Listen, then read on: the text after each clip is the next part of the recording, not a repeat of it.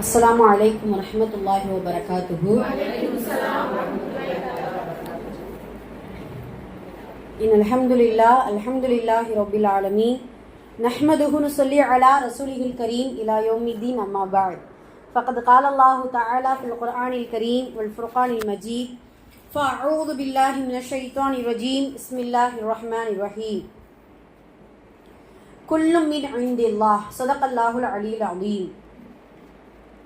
எல்லா புகழும் இறைவனுக்கே, அல்லாஹுடைய அன்பும் அருளும் என் பெருமானார் ரசூலை கரீம் ஸல்லல்லாஹு அலைஹி வஸல்லம் அவர்கள் மீதும் நம் அனைவரின் மீதும் என்றென்றும் நின்று நிலவட்டுமாக, ஆமீன்। அல்லாஹுடைய கிருபையினால் அவனது அளப்பரிய நாட்டத்தினால் அல்லாஹுடைய இல்லமான இந்த மதரசாவில் நம் அனைவரையும் ஒன்று சேர்த்தது போல் அல்லாஹு தஆலா இறையச்சமுடைய ஈமான் கொண்ட மக்களுக்காக தயார் செய்து வைத்துள்ள அந்த சொர்க்கத்தில், குறிப்பாக ஜன்னத்துல் ஃபிர்தௌஸ் என்கின்ற உயர்ந்த சொர்க்கத்திலும், அதிலும் குறிப்பாக நமது நாயகம் ஸல்லல்லாஹு அலைஹி வஸல்லம் அவர்களோடும் அவர்களுடைய தோழர்களோடும் பிரவேசிக்கக்கூடிய நன்மக்களாக வல்ல ரஹ்மான் நம் அனைவரையும், நம் குடும்பத்தார்கள் அனைவரையும், உலக முக்மீன்கள் அனைவரையும் அல்லாஹு தஆலா ஆக்கி அருள் புரிவானாக, ஆமீன்। நாம் எதை கேட்டோமோ, எதை கேட்க இருக்கிறோமோ அதை நமது உள்ளத்தில் உள்வாங்கி அதை நமது வாழ்விலும் செயல்படுத்தி அதை நாம் மற்றவர்களுக்கும் எத்தி வைக்கக்கூடிய நன்மக்களாகவும் வல்ல ரஹ்மான் நம் அனைவரையும் ஆக்கி அருள் புரிவானாக, ஆமீன்। அல்ஹம்துலில்லாஹ்। போன வாரம் எதை பற்றி நம்ம பார்த்தோம்? சில அடையாளங்களை குறித்து பார்த்தோம், சரியா? நடந்து முடிந்த சில கியாம நாளுடைய அடையாளங்களை குறித்து நம்ம பார்த்தோம். அப்புறம் அமெரிக்காவில் நடந்திருக்கக்கூடிய சில அந்த காட்டு தீகளுடைய விபரீதங்கள் எந்த அளவுக்கு இருந்துச்சு, அது எதனால் ஏற்பட்டது, நாம என்ன மாதிரியான துஆக்கள் செய்யணும் அப்படிங்கிறத நம்ம பார்த்தோம், அல்ஹம்துலில்லாஹ்। ஒவ்வொரு வாரமும் அல்லாஹுடைய கிருபையினால பல பயனுள்ள விஷயங்களை நம்ம பேசிட்டும் கேட்டுக்கொண்டு இருக்கிறோம். வல்ல ரஹ்மான் இந்த மஜ்லிஸை முழுமையாக கபூல் செய்து கொண்டு இதில் பேசக்கூடிய ஒவ்வொரு நல்லுபதேசத்தையும் உள்ளத்தில் பதிவிறக்கம் செய்து அதன்படி செயல்படக்கூடிய மக்களாக நம் அனைவரையும் ஆக்க வேண்டும் என்று ஒவ்வொரு மஜ்லிஸ்லையும் நம்ம இன்ஷா அல்லாஹ் துஆ செஞ்சுக்கிறோம். அது ரொம்ப முக்கியமானது. நிறைய நல்லுபதேசங்கள் கேட்கறதும் சொல்வதும், சில விஷயங்களை எடுத்து நடக்கிறோம், நிறைய விஷயங்களை நம்ம எடுத்து நடக்க முடியாத சூழ்நிலைகள்லையும் எடுத்து நடக்க முடியாத மனநிலைகள்லையும் இருக்கிறோம், மஆதல்லாஹ்। அதனால் கேட்பதற்கு முன்னாலே யா அல்லாஹ் கேட்கக்கூடிய நல்லுபதேசத்தை எடுத்து நடக்கக்கூடிய நல்வாய்ப்பையும் நல் உள்ளத்தையும் எங்களுக்கு எல்லோருக்கும் கொடு அப்படின்னு சொல்லிட்டு என்னிடத்துல நிறைய முறையீடு செய்து இன்ஷா அல்லாஹ் பயான்குள்ள நம்ம போவோம். அல்ஹம்துலில்லாஹ்। இன்னைக்கு ஓதப்பட்ட குர்ஆன் வசனங்கள் நீங்க கேட்டிருப்பீங்க. ஒரு பெருமை பிடித்த ஒரு மனிதனுடைய ஒரு வரலாறு அவங்க ஓதுனாங்க.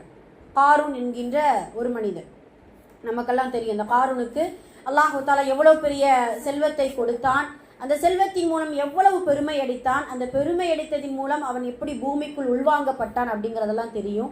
சுருக்கமா காரூனுக்கு அல்லாஹ் சொன்ன அட்வைஸ் அப்படிங்கிறத நம்ம அடிக்கடி நம்ம சொல்லியிருக்கோம். அந்த அட்வைஸை அடிக்கடி நாமளுமே எடுத்துக்கிறோம் இன்ஷா அல்லாஹ். ஏன்னா அல்லாஹு தஆலா தன் நாடியவர்களுக்கு இந்த வசனத்துடைய முடிவில் அவங்க சொன்ன வார்த்தை அதுதான், தன் நாடியவர்களுக்கு விசாலமாக கொடுக்கிறான், தன் நாடியவர்களுக்கு சுருக்கமாகவும் குறைவாகவும் கொடுக்கிறான். இது அல்லாஹுடைய நாட்டத்தில் உள்ளது அப்படிங்கிறத சொல்லியிருந்தாங்க, அல்ஹம்துலில்லாஹ்।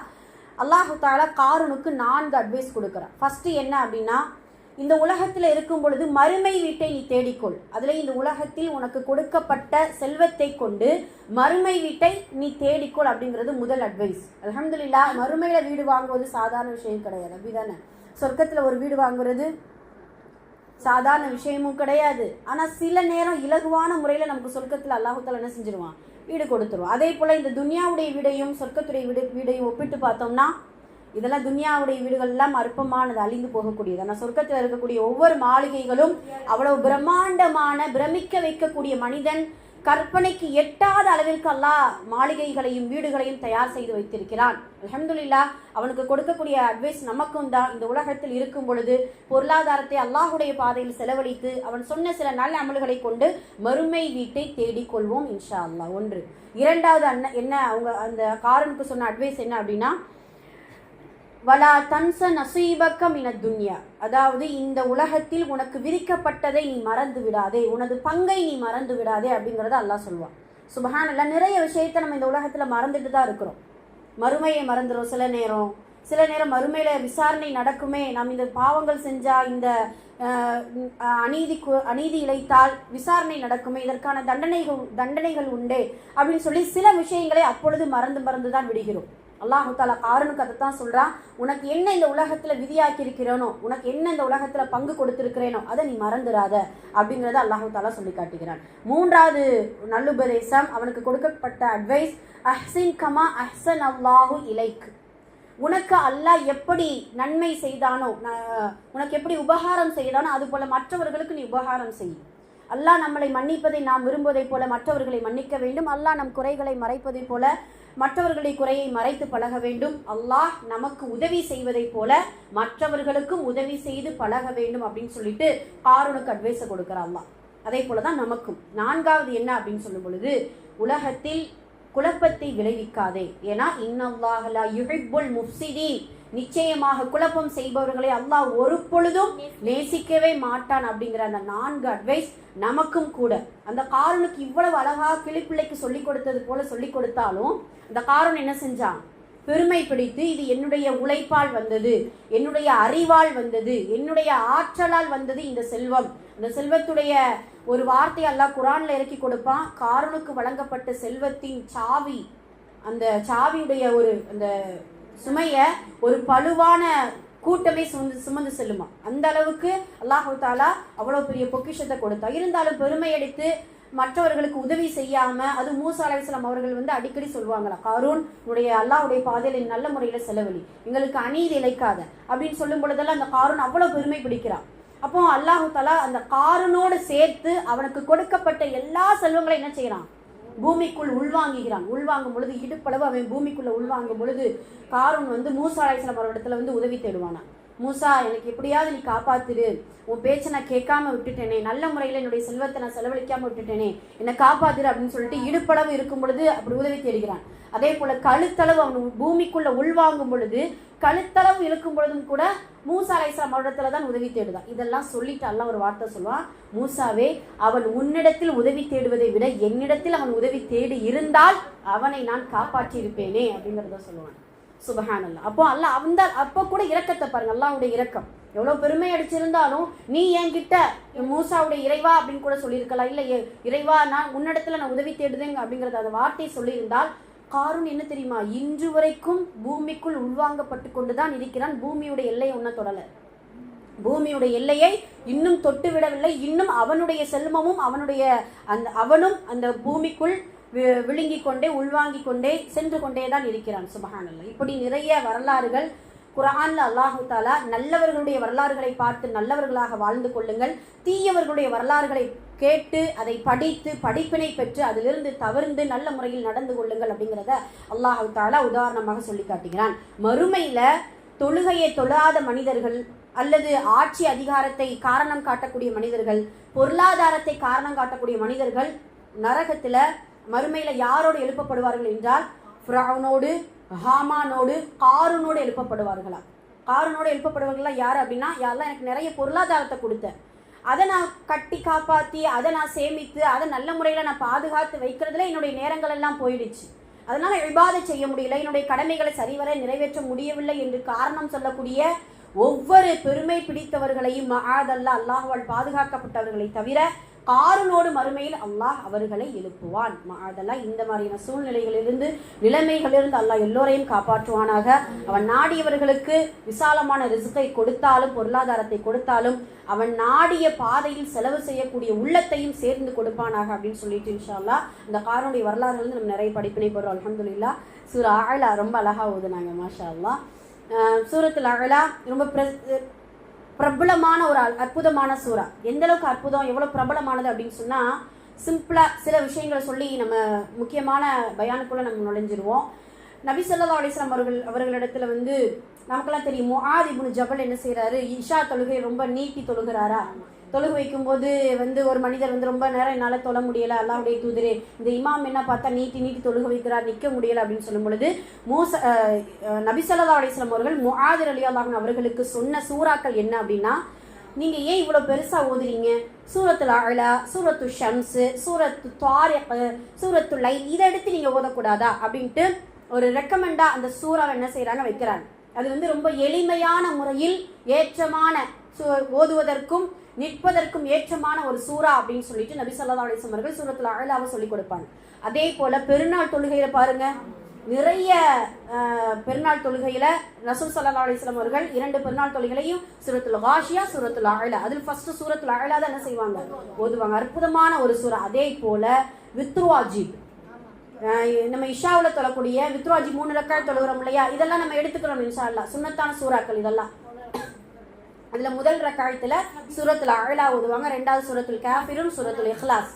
இந்த 3 சூறாக்களுமே நபி ஸல்லல்லாஹு அலைஹி வஸல்லம் அவர்கள் வித்ருவாஜிப்ல ஓதக்கூடிய ஒரு சூறாவாக இருக்குது. அது மட்டும் இல்லாம ஃபர்ஸ்ட் வசனம் சப்பிஹிஸ்ம ரப்பிக்கல் அஅலா, இந்த வாசகத்தை நம்ம எப்போ ஓதுவோம் தொழுகையில? ருக்குலையா சுஜூதுலையா?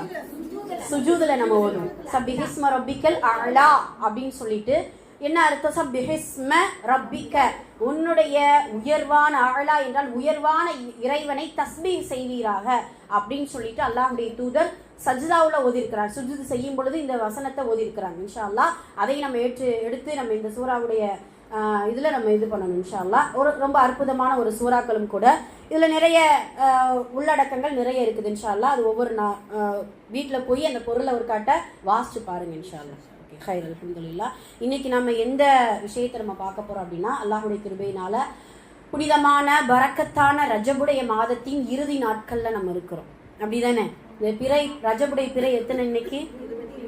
23வது பிறை. அநேகமாக அடுத்த ஜும்மாவுல நம்ம இந்த ரஜப்ல இருக்கிறோமா, ஷஅபான்ல இருக்கிறோமா அப்படின்னு சொல்லிட்டு அல்லாஹு ஆலம். அல்ஹம்துலில்லாஹ். இந்த இறுதி நாட்கள்ல சில விஷயங்களை இன்னும் அதிகமாக கவனத்துல நம்ம கொண்டு வரணும்.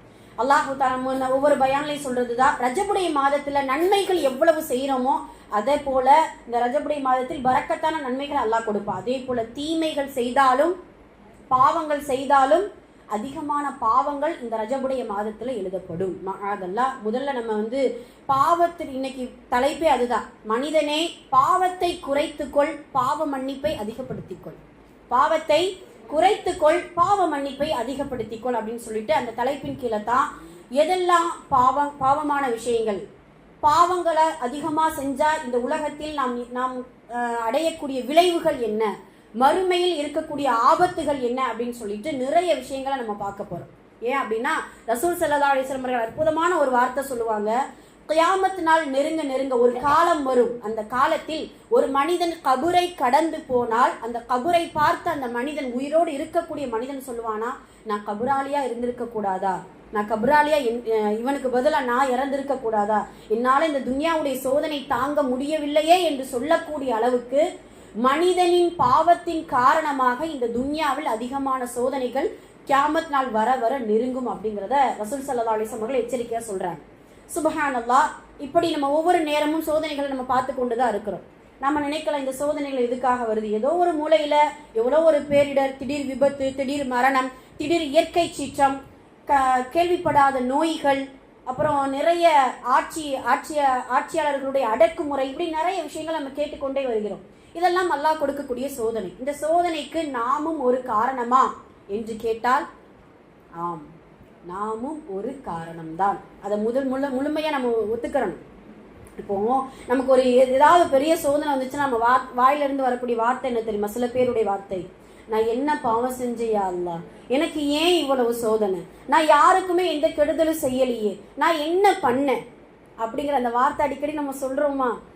அதெல்லாம் அந்த வார்த்தையை நம்ம சொல்லவே கூடாது. முதல்ல நாம என்ன பாவம் செஞ்சோன்ட்டு அல்லாஹ் ஒரு நேரம் டக்குன்னு இந்த உலகத்தை அப்படி ஸ்டாப் பண்ணிட்டு நம்மள ஒரு விசாரணை போட்டான்னு நினைச்சுக்கோங்க, முடிஞ்சிருச்சு. அல்ல குர்ஆன்ல அப்படித்தானே சொல்றான், நீ செய்யக்கூடிய பாவத்திற்கு அப்பொழுதே பிடித்திருந்தால் இந்த உலகத்தில் ஒரு ஜீவன் கூட மிஞ்சிருக்காது.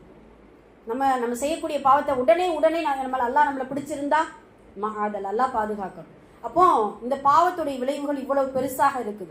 சோதனைகள் அதிகமாக வருவதற்கு நம்மளுடைய பாவங்கள் ஒரு காரணம். அல்லாஹ் குர்ஆன்ல என்ன சொல்றான் தெரியுமா? கடலிலும் கரையிலும் நடக்கக்கூடிய ஃபசாத், குழப்பத்திற்கு யார் காரணம் என்றால் மனிதனே நீ செய்யக்கூடிய உன் கரத்தால் சம்பாதிக்கக்கூடிய விளைவுகள் தான். அவ்வளவுதான் அல்லாஹ் சொல்றான். நம்ம என்னென்ன பாவங்கள் நம்மளுடைய விஷயத்துல நம்மளுடைய அறிவுல எப்படி யோசிக்கிறோம் தெரியுமா? நம்ம என்ன பெரிய பாவமா செஞ்சுட்டு இருக்கிறோம், நம்ம அப்படிதான். ஆனால் ஒரு அறிவாளி, ஒரு அழகான பழமொழி இருக்குது. என்ன பழமொழி பார்த்தீங்கன்னா, சிறிது இன்பத்திற்காக பெரிய பெரிய பாவங்களை தொடராதீர்கள்.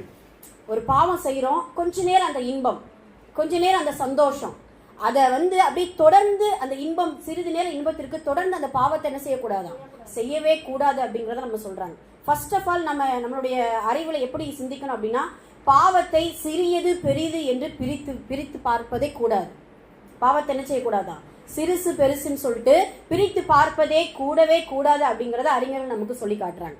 சுபஹானல்லாஹ். இப்படி பாவம் செய்யும் பொழுது இவ்வளவு விளைவுகளை ஏற்படுது. இப்போ நம்ம ஒரு 10 விளைவுகள் முக்கியமா இப்போ நம்மளுடைய வாழ்க்கையிலும் சரி, உலக நடப்பிலும் சரி, சமுதாயத்திலும் சரி, குடும்பத்திலும் சரி, தனி நபர் நம்மளே இருக்கிறோம், இந்த விளைவுகளுக்கு நாம் ஆள்பட்டு இருக்கிறோம் என்றால் நம்மளுடைய பாவத்தின் காரணமாகத்தான் என்று நினைத்து அதிகமாக தௌபா செய்வதற்கு இன்ஷா அல்லாஹ் இந்த ரஜபுடைய மாதத்தை நல்ல முறையில் பயன்படுத்தி கொள்ள வேண்டும். முதல் விஷயம் என்ன தெரியுமா?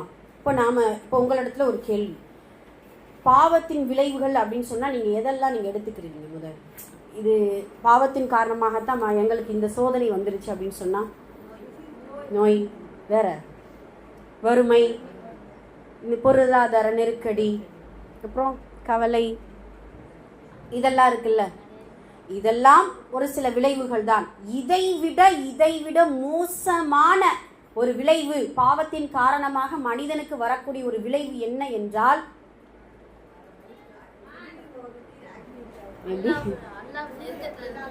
விலகி இருப்பது. வேற மாஷா அல்லாஹ், எப்படி இதெல்லாம் இருக்குது அல்ஹம்துலில்லாஹ்.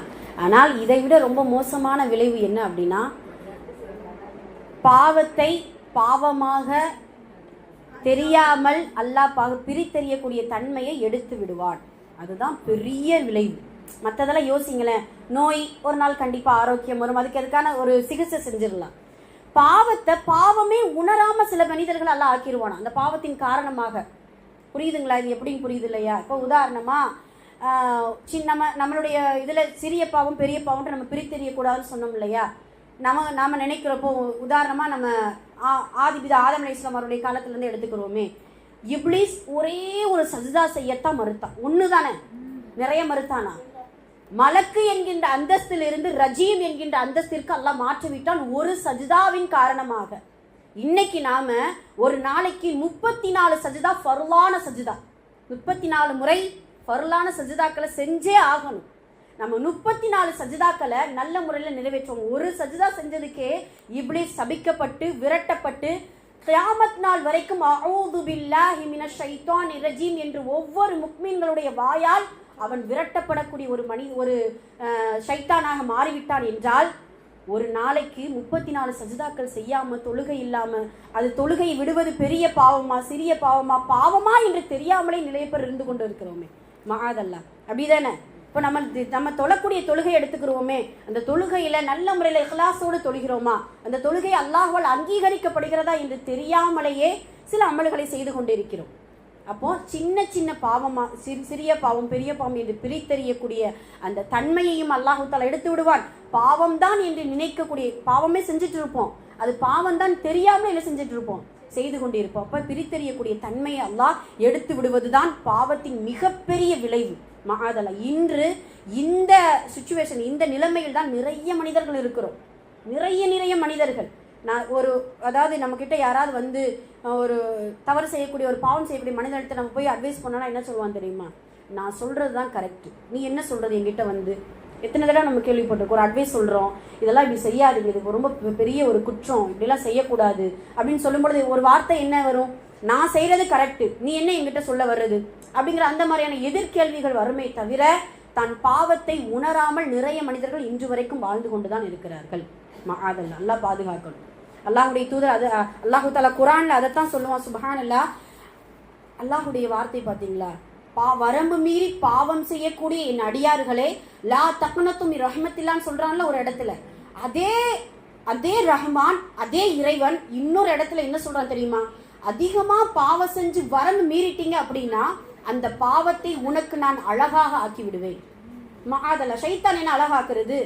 ரப்புவை என்ன செஞ்சிருவானா? அழகாக்கிடுவான். அந்த மாதிரியான நிலைமைக்கு, அந்த மாதிரியான மனிதர்களாக நம்ம ஆகிவிடக் கூடாது. அல்லாஹ் இன்னொரு இடத்துல ரொம்ப பகிரங்கமா சொல்லுவான்.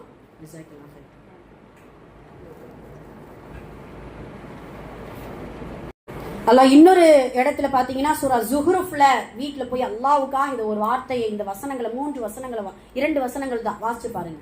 சூரா ஜுஹ்ருஃப்ல 36 37வது வசனம் அல்லாஹ் சொல்லக்கூடிய வார்த்தை என்ன அப்படின்னா, வமை யஅஷு அன் திக்ரிர் ரஹ்மான்.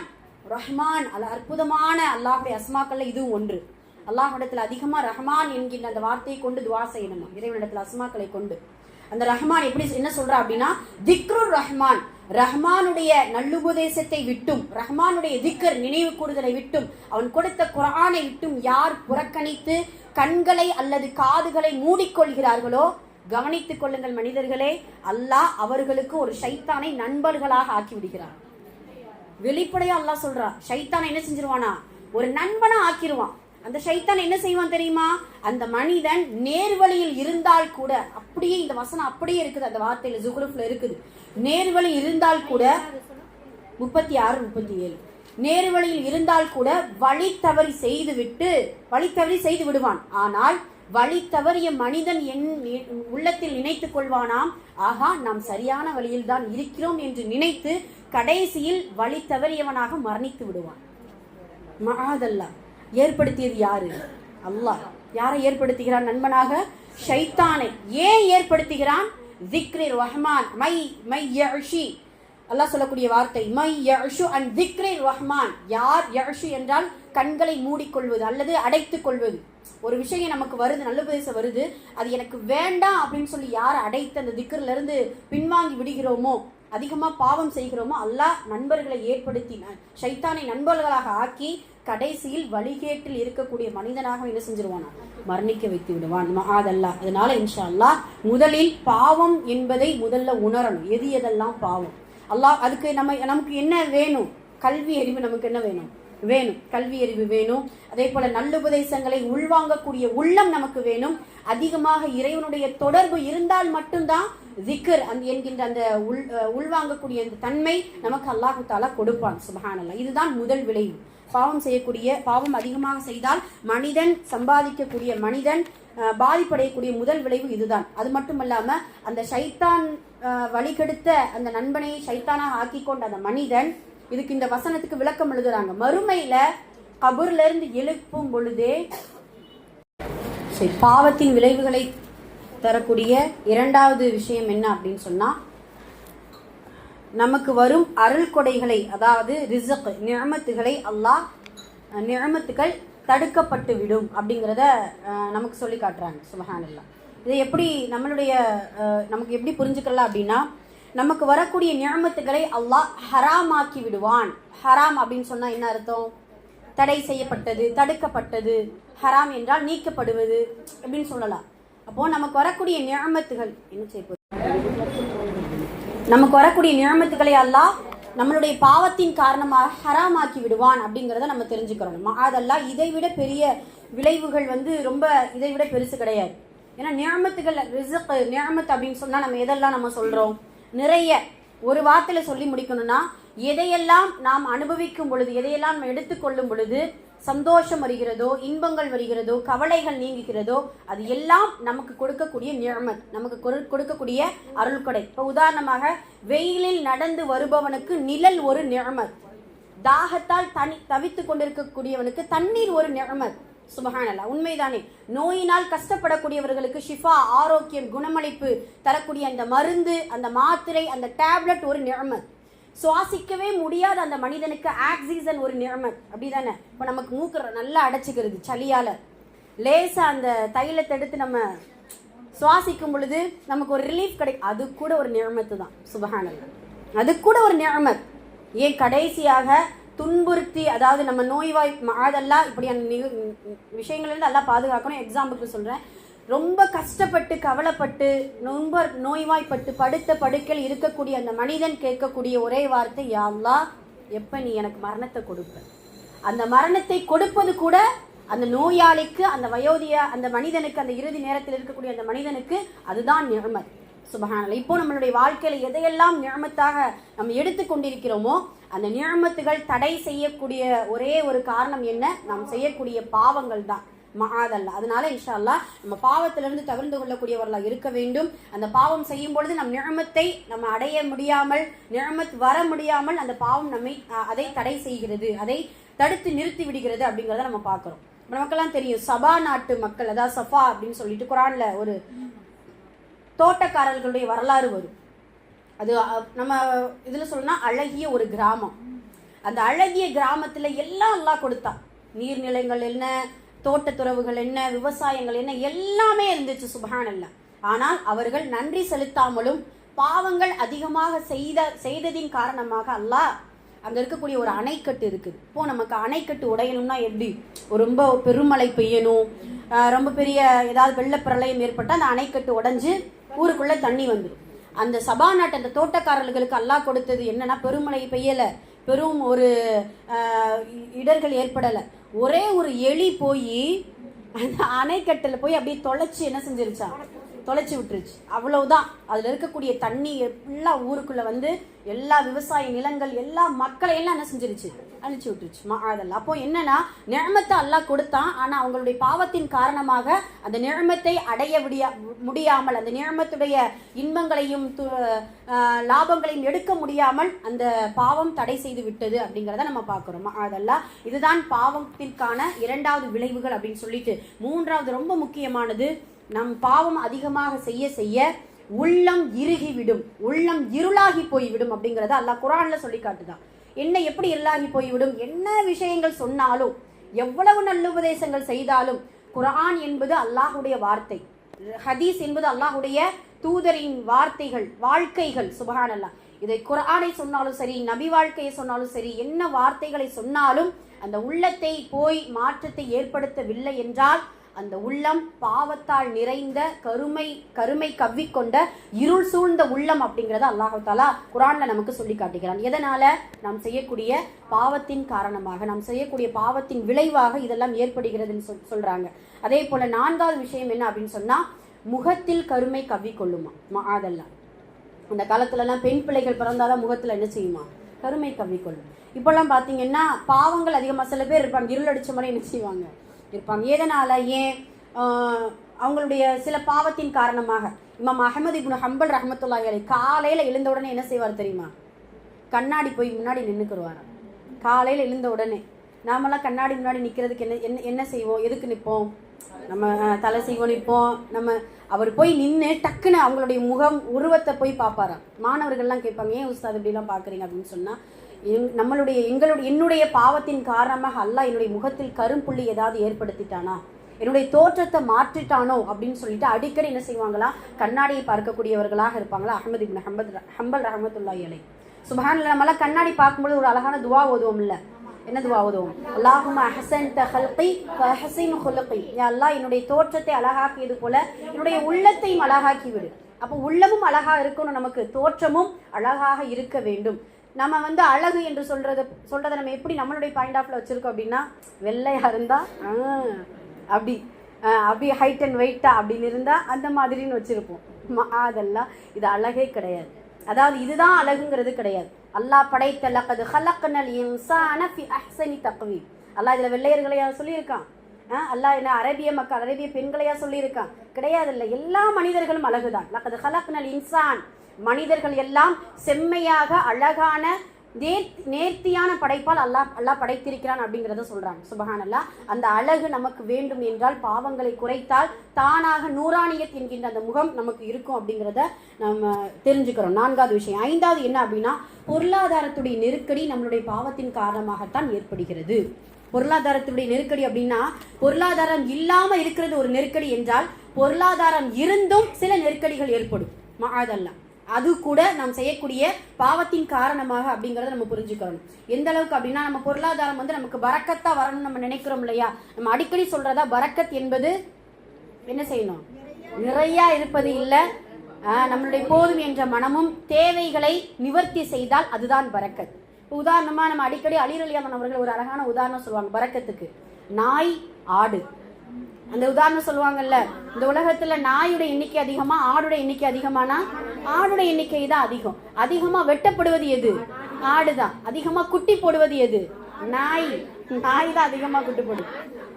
ஆடு வந்து 3 குட்டி 2 குட்டி தான். நாய் ஒரு இதுல 7 8 குட்டிகள் போடும். சுபஹானல்லாஹ். ஆனா பரக்கத்தானது எது? ஆடுதான் இந்த உலகத்தில் பரக்கத். எதனால அப்படின்ட்டு சில அறிஞர்கள் நமக்கு விளக்கம் சொல்றாங்க. சுபுகுடைய நேரத்துல ஆடு எழுந்துருமா. ஆனா நாய் என்ன செய்யும்? நைட்டு ஃபுல்லா ஊழையிட நம்மளை பாடா படுத்துறதுக்குன்னு இருக்கு. ஆமா, அசோக் ரொம்ப மோசம். ஆமா, ரொம்ப ரொம்ப மோசமா இருக்குது. அதெல்லாம் எல்லா தெருவுலையும் அப்படிதான். நாய்கள் ரொம்ப அதிகமாயிடுச்சு. சரி, ஹைர் அல்ஹம்துலில்லாஹ். அப்ப இப்படிதான் அல்லாஹ் தஆலா நமக்கு நம்மளுடைய பாவத்தின் காரணமாக பொருளாதாரத்துடைய பரக்கத்தை எடுத்து விடுவான் அப்படிங்கறத நம்ம புரிஞ்சுக்கிறோம். அதே போல 6வது விஷயம் ரொம்ப முக்கியமானது, சொல்லி சீக்கிரமா முடிச்சிருவோம். 6வது என்ன அப்படின்னா, உடல் பலகீனமாகிவிடும். எதனால பாவத்துக்கு உடல் பலகீனமானதற்கு என்ன காரணம் அப்படின்னு சொன்னா, ஒரு அற்புதமான காரணங்கள் நமக்கு எழுதி கொடுக்கறாங்க.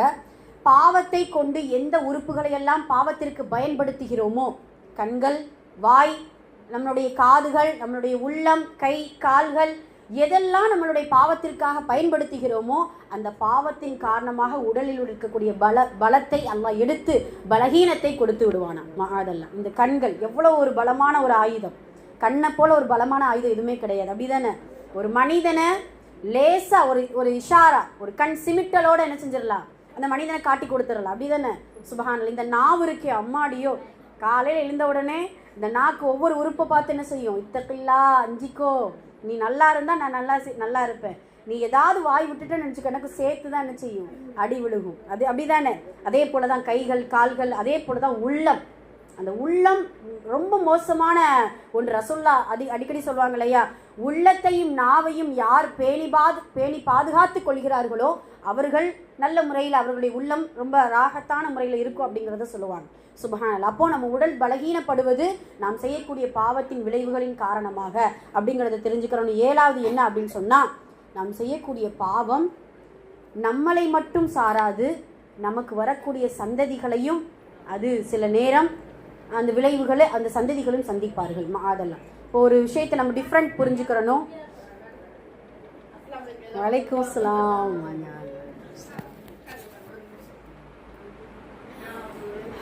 சரி, அப்போ நம்ம 2 விஷயத்தினுடைய டிஃப்ரெண்ட் புரிஞ்சுக்கிறணும். தண்டனைக்கும் விளைவுகளுக்கும் வித்தியாசம் உண்டு தானே? ரைட்டா இல்லையா? தண்டனைகளுக்கும் விளைவுகளுக்கும் வித்தியாசம் உண்டு. தண்டனை என்பது நாம் செய்யக்கூடிய பாவத்திற்கு அல்லாஹ் மறுமையில் கொடுக்கக்கூடிய அல்லது இம்மையில் கொடுக்கக்கூடிய தண்டனை. விளைவுகள் என்றால் அந்த விளைவுகள் வந்து தொடர்ந்து வந்து கொண்டே இருக்கும். தண்டனை அந்த நேரத்தில் என்ன செஞ்சிரும்?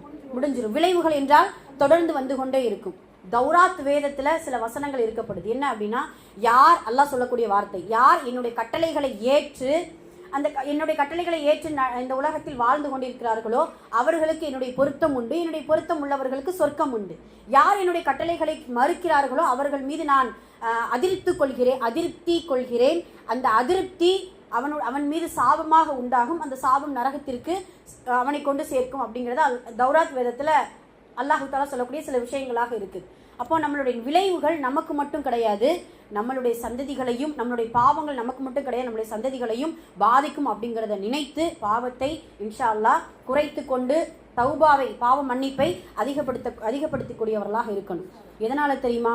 ஆதம் நபி மறந்ததுனால தான் நமக்கு இப்போ என்ன செய்யுது? மறதி ஏற்படுது. அப்படிதானே? ஆதம் அலைஹிஸ்ஸலாம் அவர்கள் மறந்துட்டாங்க. எப்போ மறந்தாங்க தெரியுமா? எப்போ மறந்தாங்க? தாவூத் அலைஹிஸ்ஸலாம் அவர்களுக்கு ஆயுள் காலத்தை 40 கொடுத்ததை நம்ம பாவா மறந்துட்டார். அந்த மறந்ததுனால என்ன செஞ்சிருச்சா? அல்லாஹ்வுடைய தூதர் சொல்லிட்டாங்க, ஆதம் மறந்ததினால் ஆதமுடைய சந்ததிகளும் மக்கள்களும் மறந்து விட்டார்கள். அவ்வளுன் நாசி அவ்வளுன் நாஸ் அப்படிங்கிறத சொல்லுவாங்க. அது மட்டும் இல்லை, இப்போ உணவு நம்ம வீட்டில் வச்சிருக்கோம்ல, அது கெட்டு போறதுக்கு என்ன காரணம் தெரியுமா? உணவு கெட்டு போவதற்கு காரணம் என்ன? ஃபர்ஸ்ட்லாம் உணவு கெட்டு போகாதான். உணவு கெட்டு போகாது. என்ன காரணம் தெரியுமா? நம்ம மூதாதையர்கள் சில பாவங்கள் செஞ்சுட்டாங்க. என்ன மூதாதையர்கள்? பனு இஸ்ரேல்கள் இருக்கிறாங்கல்ல, அந்த மண்ணு செல்வாவை சேர்த்து வைக்க ஆரம்பிச்ச உடனே அல்லாஹ் உணவு கெட்டு போகக்கூடிய தன்மையை கொடுத்துட்டான். அப்போ அதுக்கு முன்னாடியெல்லாம் உணவுகள் கெட்டு போவது கிடையாது. இப்போலாம் நம்ம கெட்டு போகாமல் இருந்தால் எப்படி இருக்கும்னு, பக்ரீத் கறியெல்லாம் ஃப்ரிட்ஜே தேவை, அந்த குப்பை பெட்டியே தேவையில்லை. நம்ம அதை அப்படியே வச்சுட்டு நம்ம வீட்டில் அழகாக ஸ்டோர் பண்ணி வச்சுக்கிறோம். சுபஹானல்லாஹ். அப்போ வச்சிருக்கேன். ஆனால் அது நம்ம என்ன செஞ்சிடுறது? ஸ்டோர் பண்ணி வச்சிடணும். இப்படி ஆமாம், அதுவும் ஒன்று. இது நம்ம ஸ்டோர் பண்ணி வைக்கிறதுனால ஃப்ரெஷ்ஷாக இருக்குன்னு நாம் நினைக்கிறோம். அதில் நிறைய ஃபங்கஸ் எவ்வளோ கிருமிகள் வருது அப்படிங்கிறது நமக்கு கண்ணுக்கு தெரியாத நிறைய விளைவுகளை ஏற்படுத்துமா அதெல்லாம். அப்போ இது எதுக்காக சொல்ல வந்தோம் அப்படின்னா, இப்படி நம்மளுடைய முன்னோர்கள் சில தவறுகள் செஞ்சதின் காரணமாக இன்று வரைக்கும் அந்த தவறுகளுடைய விளைவுகளை சந்ததிகளாக வரக்கூடிய நாம் சந்தித்து கொண்டு இருக்கிறோம் என்றால், நாம் செய்யக்கூடிய பாவங்களினுடைய விளைவுகள் நம்மளுடைய சந்ததிகள் சந்திக்க விடாமல் இருப்பதற்கு இன்ஷா அல்லாஹ் நம்மளுடைய பாவங்களை குறைத்து கொண்டு தௌபாக்களை அதிகப்படுத்தி கொள்ள வேண்டும் அப்படிங்கிறத நம்ம தெரிந்து கொள்ள வேண்டும். அதே போல எத்தனை சொல்லியிருக்கோம்? 7 சொல்லியிருக்கோம். 7 முடிஞ்சிட்டு. 8வது என்ன அப்படின்னா, நம்முடைய ஆயுள்கள் குறைந்து விடும். இது நமக்கு எல்லாருக்குமே தெரியும். நன்மைகள் செய்ய செய்ய ஆயுள்கள் அதிகரிப்பது போல நம்முடைய பாவங்களின் மூலம் நம்முடைய ஆயுள்கள் அல்லாஹ் குறைத்து விடுவான். இப்போ அல்லாஹ்வுடைய அந்த லௌஹுல் மஹ்ஃபூல் கலா கதிரில் நம்மளுடைய கலா கதிரில் அல்லாஹ் எப்படி எழுதியிருப்பா அப்படின்னு சொன்னா, நீ இந்த அடியான் இந்த நன்மையை செய்தால் 50ஐ 70ஆக ஆக்கி விடுவேன். இந்த அடியான் அதே அடியான் இந்த பாவத்தை செய்தால் 70ஐ 50ஆக ஆக்கி விடுவேன். இதுதான் அல்லாஹ்வுடைய இது. ஏன்னா அவனுடைய நியதி அதுதான். நாம செய்யக்கூடிய சில நன்மைகளுக்காக நம்முடைய ஆயுள்கள் கூடும், சில செய்யக்கூடிய பாவங்களுக்காக நம்முடைய ஆயுள்கள் குறைவதுண்டு அப்படிங்கிறதையும் நம்ம பார்க்கணும். அதே போல நம்மளுடைய பாவத்தின் காரணமாக அல்லாஹு தஆலா உள்ளத்தை முத்திரையிட்டு விடுவான். உள்ளத்தில முத்திரையிடுவது என்று சொல்லும் பொழுது, அந்த முத்திரையிட்டக்கூடிய உள்ளம் யாருடைய உள்ளம் அப்படின்னா முனாஃபிக்குகளுடைய உள்ளம். அந்த முனாஃபிக்குகள் என்ன செய்வாங்கன்னா, மஆதல்லா முஸ்லீம்களாக இருக்கக்கூடிய சில முனாஃபிக்குகள் இன்று வரைக்கும் இருந்து கொண்டு தான் இருக்கிறாங்க. அல்லாஹ் அவள் பாதுகாக்கப்பட்டவர்களை தவிர என்ன செய்வாங்க, நல்ல விஷயங்களை கேட்பாங்க, ஆனால் அதை உள்ளத்தை அளவுக்கு கொண்டு போகிறது முடியாது. அந்த உள்ளத்தின் அளவு கொண்டு போனாலும் அமல் செய்யக்கூடிய சூழ்நிலைகள் ஏற்பட்டால் கூட என்ன செய்ய மாட்டாங்க, அமல் செய்ய மாட்டாங்க. அது அவங்க அப்படிப்பட்ட உள்ளங்கள் முத்திரையிடப்படக்கூடிய உள்ளம். அந்த முத்திரையிடப்படக்கூடிய உள்ளம் எதனால் ஏற்படுகிறது என்றால் அதிகமான பாவத்தின் காரணமாக.